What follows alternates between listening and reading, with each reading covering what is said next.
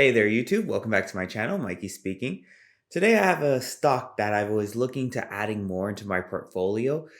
I just kind of wanted to see what their quarterly report was and their annual report, which I'm not going to go into details into either of those on this video. If you'd like a video in regards to their reports, I want to say their annual report just came out last month, and then the quarterly report was around December timeframe.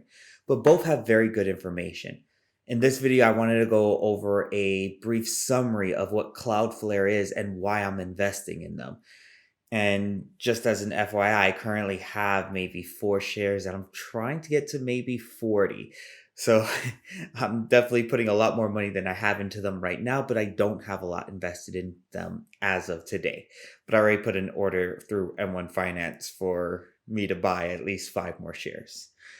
Anyways, let me bring you over to the computer, explain a little bit of what CloudShare is and why I'm investing in them. So the information I pulled for this video, a lot of it's going to be from Cloudflare itself, the presentation they have, which please keep in mind, this is basically a sales pitch for them. So take this information with a grain of salt, but it's a good way to kind of get a base understanding of what the company itself is doing.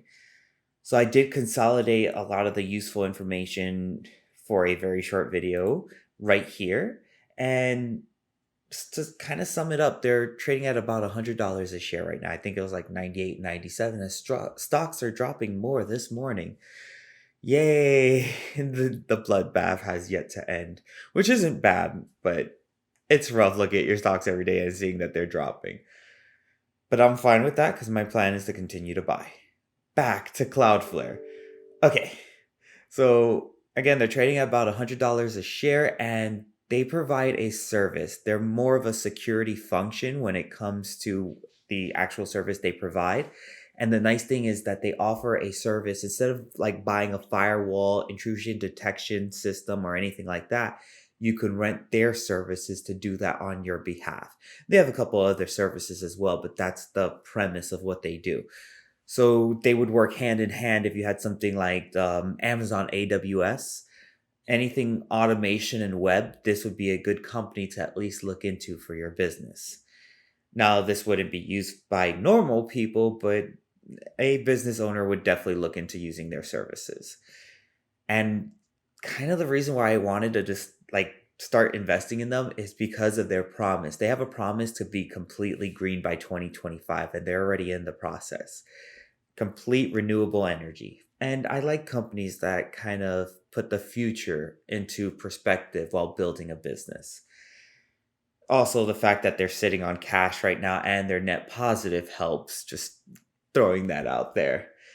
So, since 2019 to 2021, they have had year over year 50% growth, both in revenue and customer service, or customers joining their services, which is pretty great in my opinion. And they provide services around the world since they're providing a service that uses hand in hand with the internet. Technically, any business that has an infrastructure that will allow their services can use it.